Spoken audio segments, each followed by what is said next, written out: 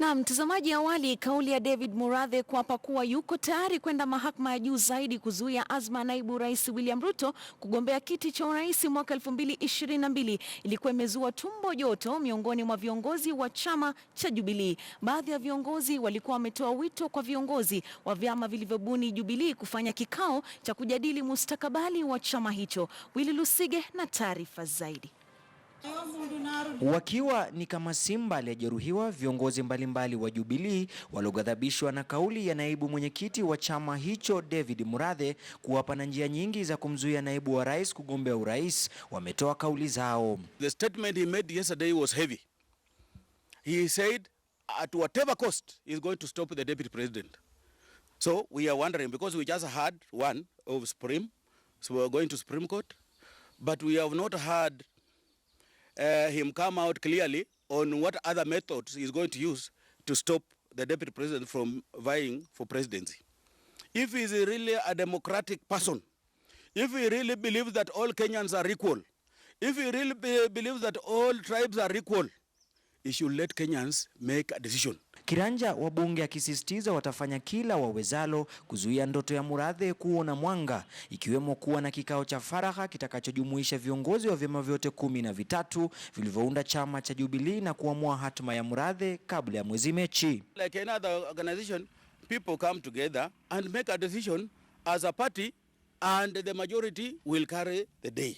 The minority will have their say, and that is what there is in democracy. And Jubilee, being a party that has a national image, I want to believe that that can be corrected, and that we are going to do. We will not let this go beyond the month of March. We must correct this, because if we don't correct, the people like Wakina Murathe will continually destroying this party from the inside. Viongozi wa magharibi wameendelea kutetea hatua yao ya kufanya kazi na naibu wa rais William Ruto, wakisema nia yao ni kuleta maendeleo. Hii ni baada ya kusutwa kuwa wamekuwa wakifanya hivyo kwa nia ya kujifaidisha kibinafsi. Launch project president alikataa, lakini zinapatikana western kwa wingi.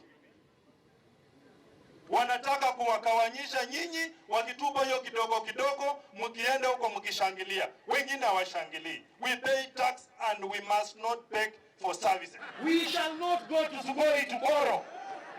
It is our constitutional right to have our roads, and we shall not go there. Wakijibu kwa vishindo. They are abusing us, they are abusing our party, and we cannot take that lying down. They should not look at us and think that we cannot fight for our rights, and especially for our position we took to join the government.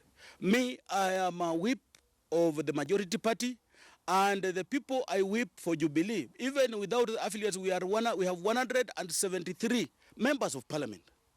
Our brother Musalia has about 10 members of parliament, half of whom are now working with us Jubilee. And the only simple reason is it's because of development. Today, they are telling us that the deputy president should not visit this region.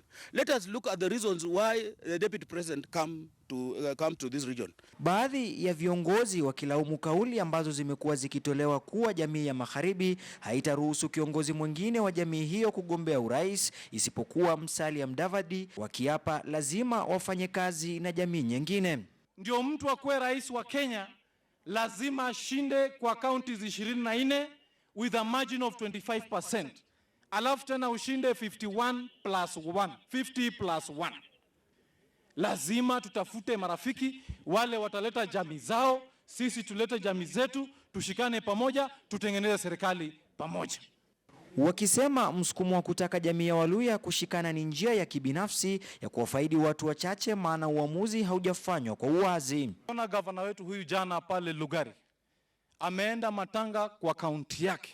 Mjomba wangu anasimama kusema mimi pia vile vile, hata kama Atuole umesema Musalia, hata mimi pia niko hapa nataka. Tunaona watu wametengenezwa pale, wanapigia gavana makelele, anapewa matusi yote ya dunia hii. Ni baya sana sisi kama viongozi wa Western kulumbana mbele ya watu. Atuwalie kuja pamoja, na unataka kuja pamoja kwa sababu wewe ndio uwe kiongozi. Tukienda njia hiyo hatutaenda mbali. Eneo la Magharibi limesalia kuwa ngome ya kupimana nguvu baina ya viongozi mbalimbali kisiasa. Willy Lusige, KTN News, Kakamega.